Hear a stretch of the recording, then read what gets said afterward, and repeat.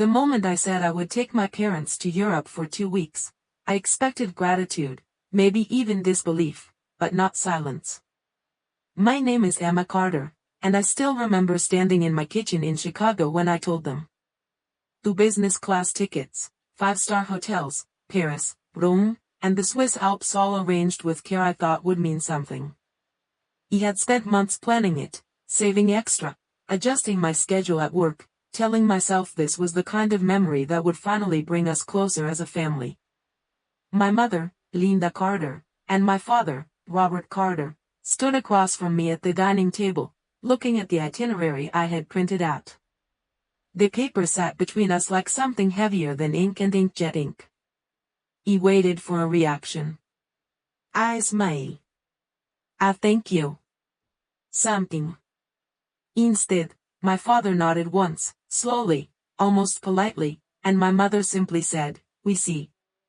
That was all. No excitement, no warmth, just 2 words that did not belong to the moment I had imagined. I told myself not to read too much into it. Maybe they were overwhelmed. Maybe they needed time to process it. People do not always react the way you expect them to. At least that is what I kept repeating to myself that night while I finished packing their travel documents into a folder labeled Europe trip. The following morning, I booked their pickup to the airport and made sure everything was arranged down to the smallest detail, from airport transfers to hotel check-ins in Paris. I even upgraded their seats again just in case I had underestimated how much comfort they would need. When the day finally came, I drove them to the airport myself.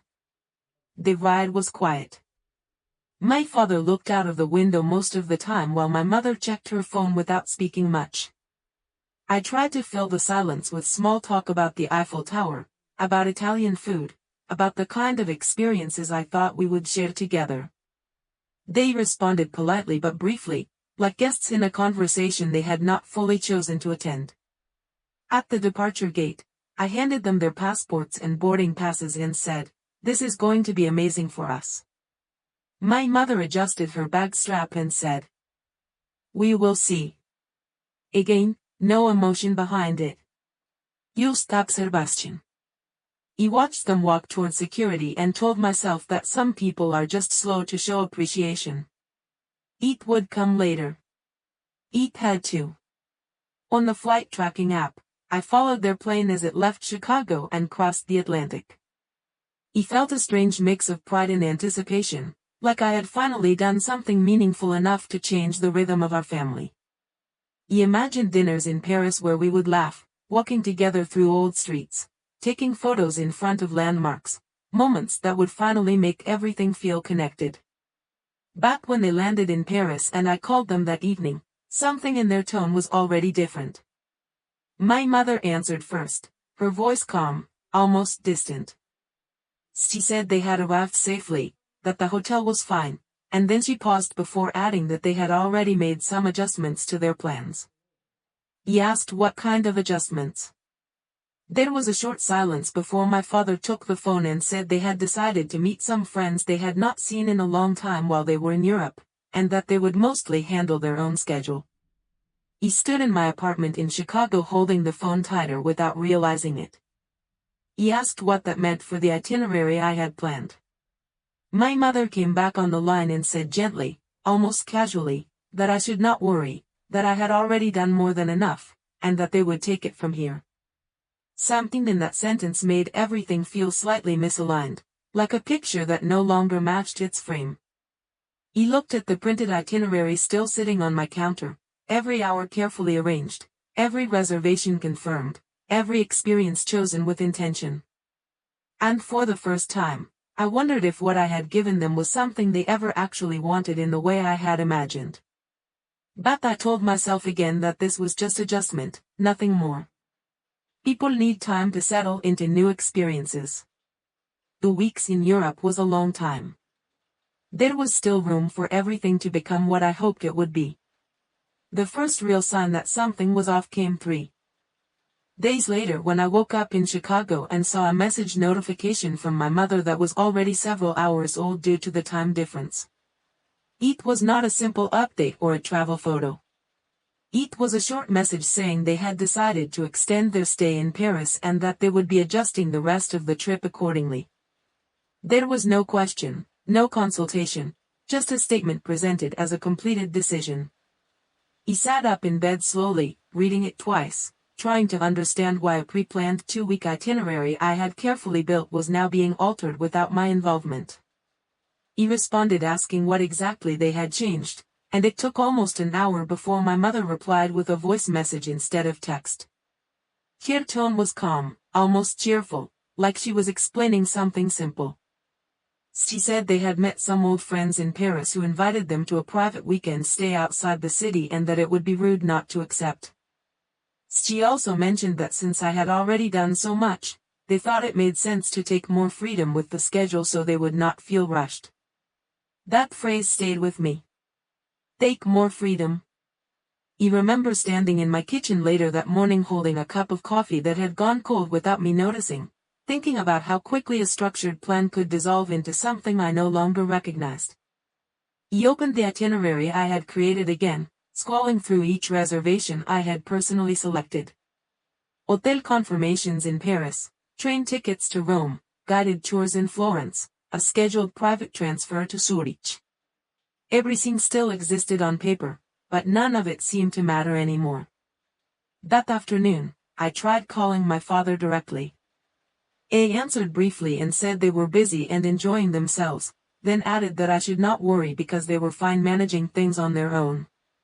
There was no hostility in his voice, only distance, like I was no longer part of the immediate context of their experience. He asked him if they were still following the itinerary I had prepared. He paused for a moment and then said, "Not exactly," before ending the call politely. He stood in my living room for a long time after that, phone still in my hand, trying to identify when exactly coordination had turned into independence without communication. Over the next 2 days, the updates continued, but they became less about plans and more about experiences I had not been included in. Photos arrived from a vineyard outside Paris where I was not present, followed by messages about dinner reservations I had not made, and eventually a note from my mother saying they had decided to delay their travel to Italy by several days because they were not ready to leave yet. He began to notice something else in their tone whenever we spoke. It was not gratitude, and it was not rebellion either. It was something more neutral, almost like they had stepped into a version of the trip that existed parallel to the one I had created. He asked my mother directly during one call if she was unhappy with the itinerary. Her response was immediate but gentle. She said it was not about being unhappy, it was simply that she and my father preferred to experience things more naturally rather than follow a structured plan. He asked what that meant for everything I had arranged, and she said, almost casually, that I should not worry because nothing was wasted. That was the moment I felt the first real disconnect between intention and interpretation. He had built a 2-week journey as a shared experience, something meant to bring us closer through time and place, but what they were describing was something entirely different. It was not rejection, at least not openly. It was redefinition. And as I sat alone that evening in my apartment, looking at the remaining untouched itinerary pages on my desk, I started to understand that sometimes what you give to people is not received in the form you intended, not because it is refused, but because it is reshaped into something you never agreed to. By the time the second week of their trip began, I had stopped expecting updates to follow any structure I had created. The itinerary I had designed was still technically valid, still booked in systems and confirmations, but in practice it had become something my parents were only loosely connected to. Like a map they occasionally glanced at but no longer followed. The messages I received from my mother were now more fragmented, often arriving late at night Chicago time, when I was already preparing for the next day. She would describe places they had visited in vague terms, mentioning streets in Paris or small towns outside Florence without reference to anything I had planned. There was no mention of missed reservations or changed schedules, only a steady stream of experiences that existed outside my coordination. At first I tried to reconcile it by adjusting mentally, telling myself that travel often becomes fluid once people arrive.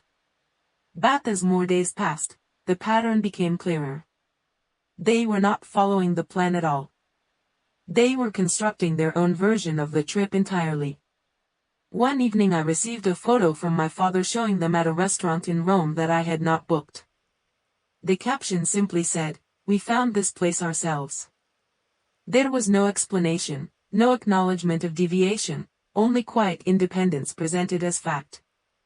I remember sitting at my desk staring at that message longer than I expected to, not because it was dramatic, but because it revealed a fundamental difference in how we were experiencing the same journey. For me, the trip had been a shared structure designed with intention and care. For them, it had become something open-ended, something to be reshaped in real time without consultation. Later that night, I called my mother. She answered after a few rings, her voice calm and slightly distant, as if she had been interrupted in the middle of something more immediate. I asked her directly if they were still planning to continue to Florence on the dates we had arranged. There was a short pause before she replied that they were not sure yet, because they had met some people who recommended staying in Rome longer. She added that it felt more relaxing to not rush between cities and that they were finally enjoying things at their own pace. I asked her if she understood that the reservations I had made would be affected by these changes. She responded gently that I should not worry about logistics because they were making it work on their end. That phrase again created a quiet tension in my mind. On their end. As if there were multiple versions of the same trip existing independently of each other. I tried to explain that some of the arrangements required coordination, that trains and hotels were already scheduled, but she interrupted softly and said they were not trying to cause problems, they simply wanted a more natural experience. After the call ended, I sat in silence for a long time, thinking about how consistently my planning was being acknowledged but not followed. The next morning I contacted the hotel in Florence to confirm their expected arrival. The receptionist informed me that the reservation had not been checked into and that there had been no communication from the guests. It was still active, still available, but untouched. I felt a strange stillness when I heard that, not disappointment exactly, but a kind of quiet confirmation that the structure I had built for them was no longer the structure they were living inside. As the day continued, I received another message from my mother, this time a short voice note describing a small village they had decided to visit instead of Florence. She sounded lighter in the recording, almost content, mentioning local food and scenic views as if they had discovered something unexpectedly meaningful. There was no reference to the itinerary at all. No acknowledgement that anything had changed. It was at that moment I realized that the trip I had created for them and the trip they were experiencing had completely separated into two different realities. One was carefully planned, structured, and intentional. The other was spontaneous, self-directed, and entirely independent of my involvement. And I was no longer sure which one I had actually been invited into from the beginning. By the middle of the second week, the distance between what I had planned and what was actually happening had become impossible to ignore. I stopped receiving structured updates entirely and instead began getting fragments of experiences that felt disconnected from any itinerary I had created. My mother would send short messages describing towns I had never scheduled, cafes I had never booked, and encounters with people I had never been told about. There was no longer any reference to trains, hotel check-ins, or planned transfers. It was as if the entire framework I had built for their journey had quietly dissolved into something only I could still see on paper. One afternoon I opened my laptop and checked the hotel in Florence again, expecting at least a delayed arrival update. Instead, I saw that the reservation had been marked as modified by a third-party system linked to their account. The dates had shifted. Not cancelled, not removed, simply adjusted. He stared at the screen for a long moment trying to understand how something I had fully booked could be changed without my approval. He called the hotel directly and asked for clarification. The receptionist confirmed that someone from the guest side had requested a date change, citing flexibility preferences. The request had been accepted because the reservation allowed modifications under guest authority. I remember repeating the phrase guest authority silently after the call ended, sitting at my desk in Chicago, realizing how easily language could redefine control when left unchallenged. That evening I called my father again. He answered after a few rings and sounded distracted. He asked him directly where they were currently staying. He said they had extended their time in Rome because it felt more authentic than moving according to schedules. He asked him what that meant for the remaining part of the trip. There was a brief pause before he said they would figure it out as they go. He pressed gently, reminding him that Florence and Zurich were still part of the itinerary I had arranged. He responded calmly that they appreciated everything I had done but did not want to feel restricted by plans during their time in Europe. His tone was not dismissive, but it carried a finality that made further explanation feel unnecessary to him. After the call, I sat for a long time in silence, looking at the printed itinerary still lying on my desk. Every reservation, every transfer, every hotel booking was still valid in isolation, but none of it aligned with what was actually happening. The structure remained intact, but the experience had shifted away from it completely. The next morning I received a message from my mother with a photo of them standing in front of a small village outside Rome. She described it as a place they had discovered by chance, mentioning how peaceful it felt and how they had decided to stay longer because they enjoyed the atmosphere. There was no reference to Florence, no mention of missed bookings, no acknowledgement of deviation from any plan. He noticed that her tone had become lighter, almost detached from the logistical foundation I was still holding on to. It felt like she was describing a different journey entirely, one that no longer intersected with the version I had built. He tried once more to reconcile it by calling her later that day. When she answered, I asked her if she remembered the Florence reservation. She paused for a moment and then said they had decided not to go because they were enjoying where they were too much to rush. She added that I should not worry because everything was working out naturally. He asked her if she understood that the arrangements I made were now being bypassed entirely.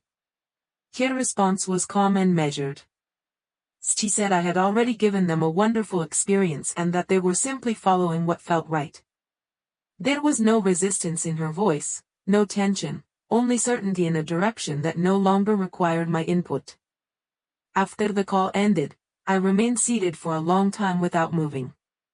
The realization came gradually rather than suddenly. I had created a complete journey with structure, demean, and intention, but somewhere along the way, that structure had been replaced by something self-directed that no longer needed my coordination. And what remained was not a disagreement about travel plans, but a quiet separation between what I had given and what they had chosen to live instead. By the time the third week of their trip was approaching its midpoint, I no longer checked the itinerary with the expectation that it would still match reality. I checked it because it had become a record of what no longer existed.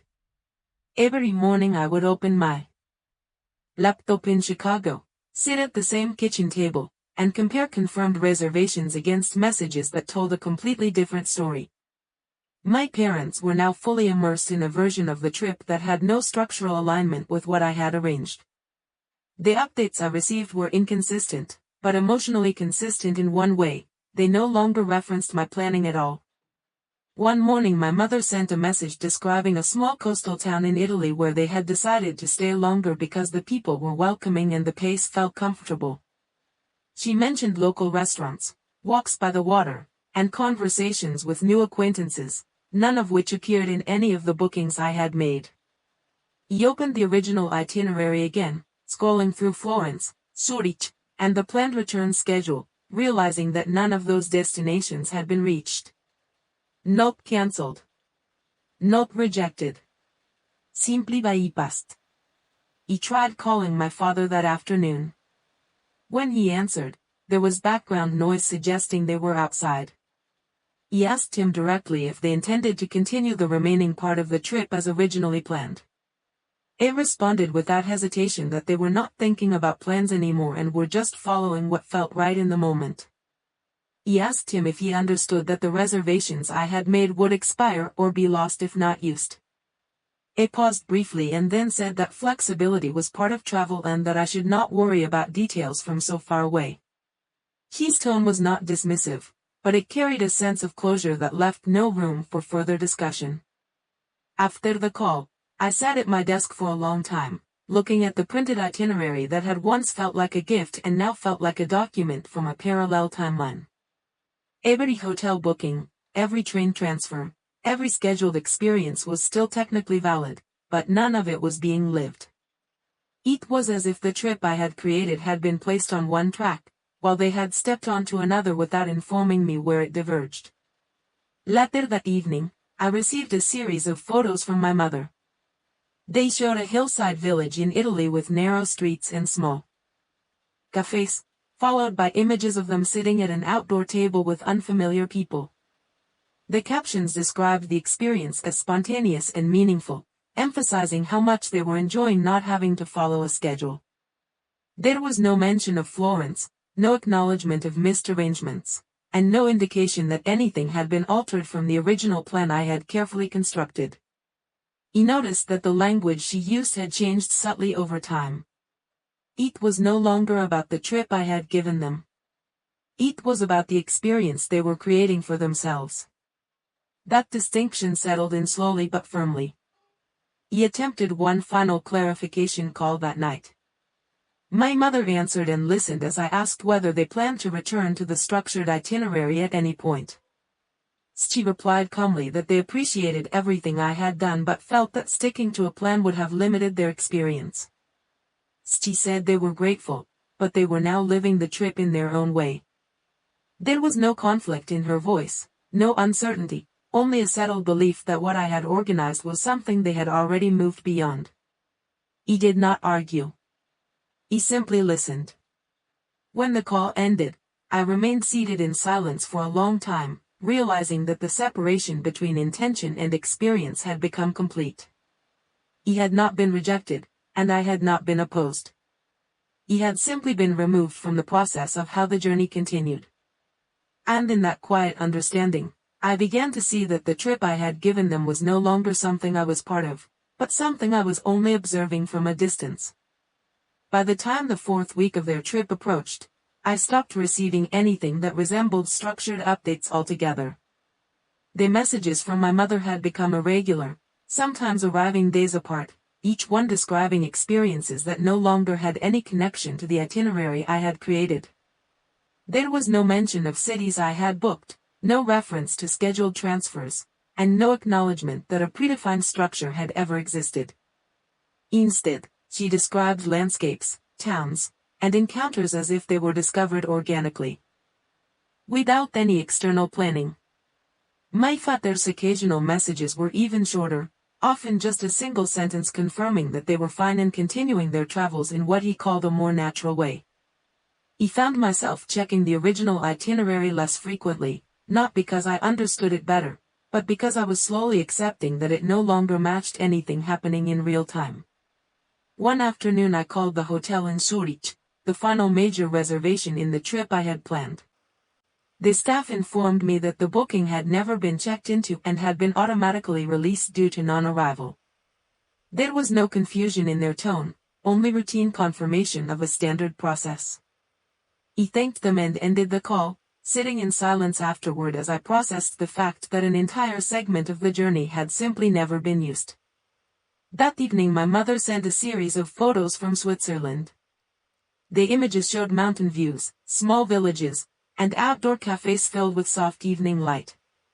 In one of the photos, she and my father were sitting with unfamiliar people, smiling casually in a way that suggested ease rather than structure. Her message described the experience as peaceful and unplanned, emphasizing how freeing it felt not to follow a schedule. There was no mention of Zurich, no reference to missed reservations, and no indication that anything I had arranged was relevant to their current experience. He noticed that my role in their messages had shifted completely. He was no longer referenced as the organizer or provider of the trip. Instead, I was now simply the person who had helped them get started. That phrasing stayed with me longer than I expected. It reframed everything I had done into something temporary rather than foundational. He tried one final time to reach clarity by calling my father directly. He answered after a few rings, his voice calm and slightly distant. He asked him if they planned to return at any point to the remaining structure of the trip or if they intended to continue independently until the end date. He responded that they were enjoying themselves too much to interrupt the flow of where they were, and that returning to a schedule now would feel unnecessary. He asked him if he understood that the final leg of the trip, including return logistics, depended on coordination. He replied that they would manage it when the time came and that I should not worry about things that were already working out on their own. There was no tension in his voice, only certainty. After the call ended, I remained seated at my desk for a long time, staring at the printed itinerary that had once represented a shared plan. Every reservation still existed, every booking still valid in isolation, but none of it had been engaged. It was at that moment I understood that the structure I had built had not been rejected in a direct way, nor had it been explicitly refused. It had simply been bypassed until it no longer held relevance in their experience. The trip I had created for them existed fully on paper, but their version of it had become something entirely separate, shaped without reference to the foundation I had provided. And as I looked at the empty pages of unused confirmations, I realized that what I had given them was no longer a shared journey, but two completely different realities moving forward without intersecting again.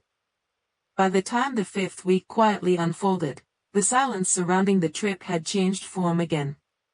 It was no longer a silence filled with updates or fragmented messages. It had become a silence of absence, where even the occasional check-ins from my mother and father had stopped feeling like part of a shared experience.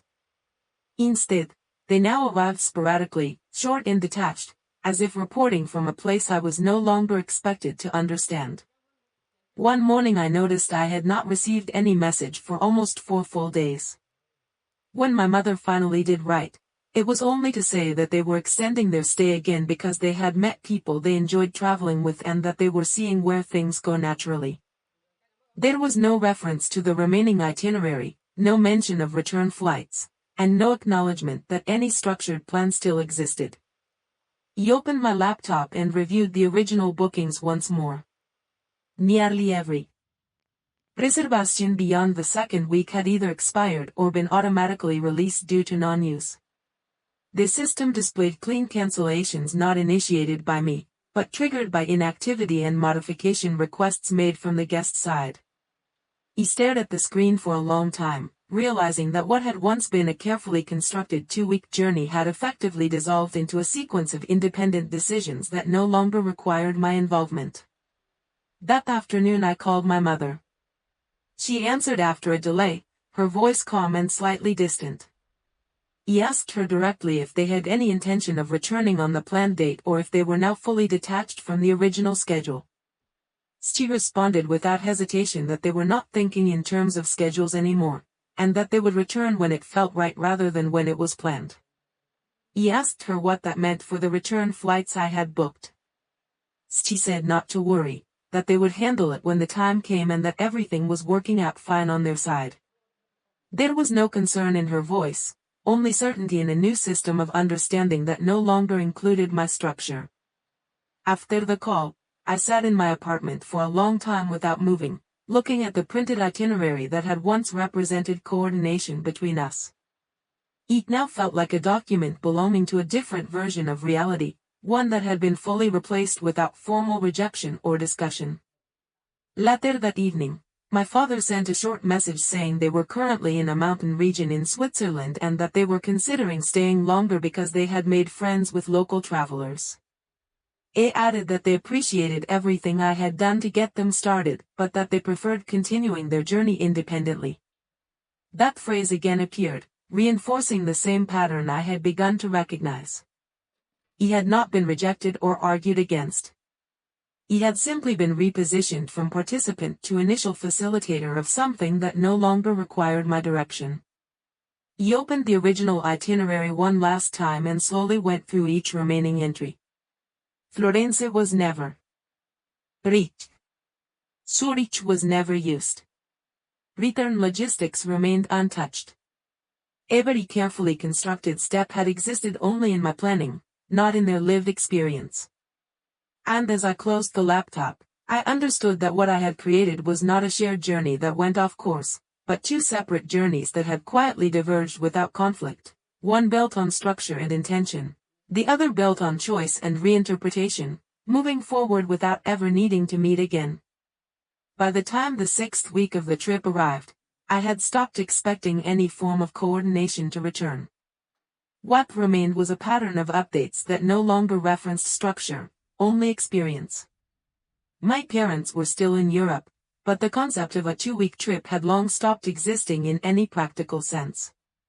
Instead, I now received occasional messages describing places they had extended their stay, always framed as spontaneous decisions made in the moment. One morning I noticed that my mother had not sent any message for nearly a full week. When she finally did, it was a short note saying they were still in Switzerland and that they were feeling no need to rush anything back. There was no mention of return flights, no reference to any timeline, and no acknowledgement that I had ever arranged logistics for their return. I opened the original booking system again, not because I expected changes, but because I needed confirmation of what I already suspected. The return flights I had purchased were still active in the system, but they had not been modified or confirmed by them. It was as if the final stage of the journey existed only on paper, disconnected from the reality they were living. That afternoon I tried calling my father. He answered after a delay and sounded as though he was outside. I asked him if they had made any plans regarding their return.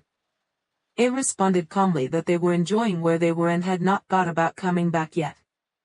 I asked him what that meant for the flights and the schedule I had arranged. He said they would deal with it when the time came and that I should not worry about things that were not urgent for them.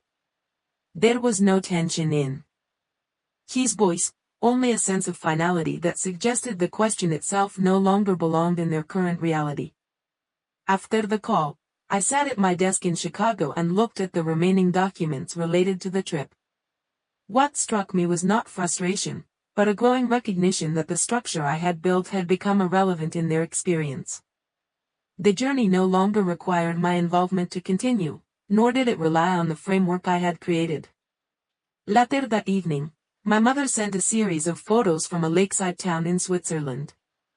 The images showed quiet streets, small cafes, and mountains in the background.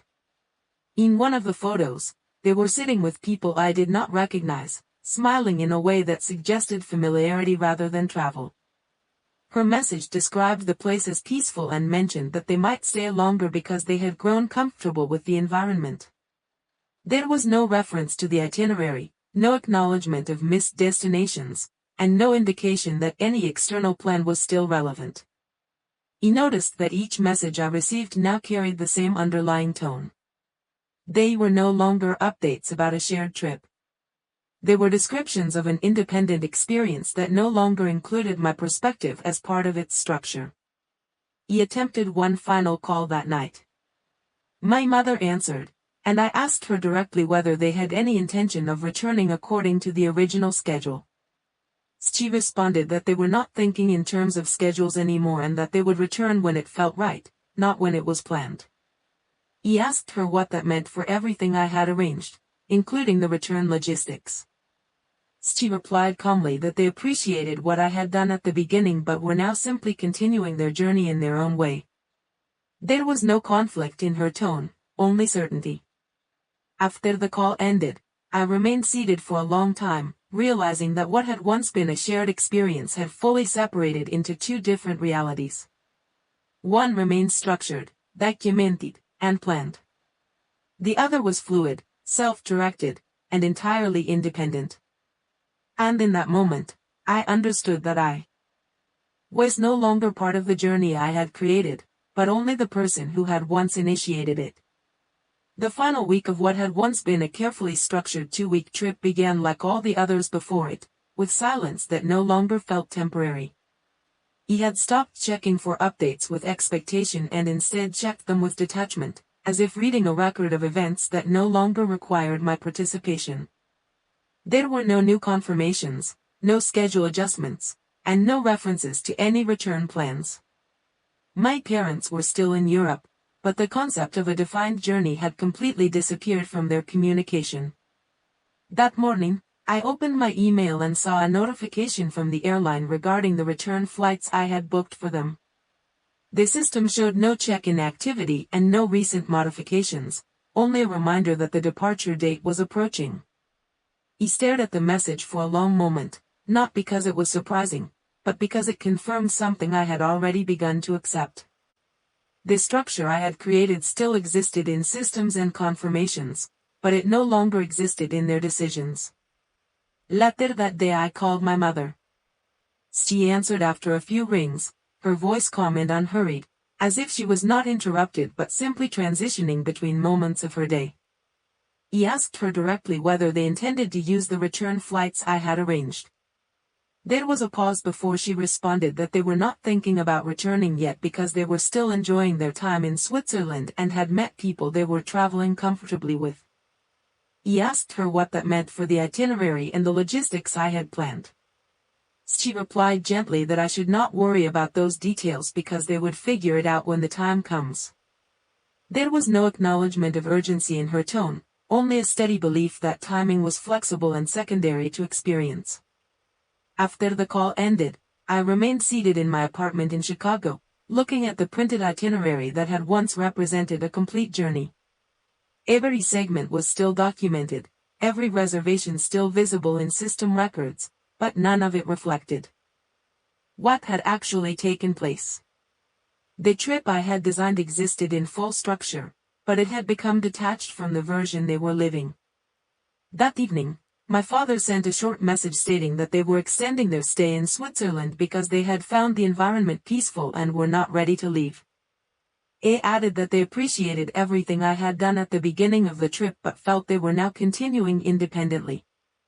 There was no reference to return dates, no mention of flights, and no indication that any remaining structure mattered to their current experience.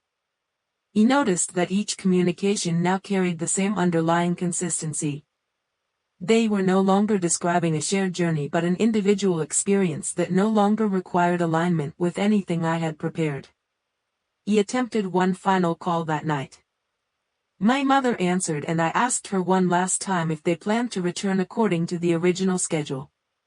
She responded without hesitation that they were not operating within a schedule anymore and that they would come back when it felt appropriate for them. He asked her what would happen to the arrangements I had made, including flights and reservations. She said they were grateful for everything I had done at the start but were no longer following that structure. Her voice remained calm throughout, with no sense of conflict or urgency, only certainty in their current direction. After the call ended, I stayed seated for a long time without moving, understanding fully that what I had created was no longer a shared experience. It had become two separate realities that no longer intersected. One remained documented, structured, and complete in planning. The other continued forward without reference to any of it. And in that final realization, I understood that the journey I had given them was never something we were traveling together, but something they had simply stepped out of while I was still looking at the map.